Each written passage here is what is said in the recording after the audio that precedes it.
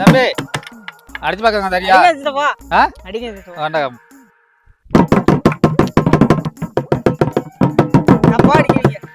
நான் தப்பா அடிக்கிறேன், மூலம்லாம் அடிக்கிறேன்.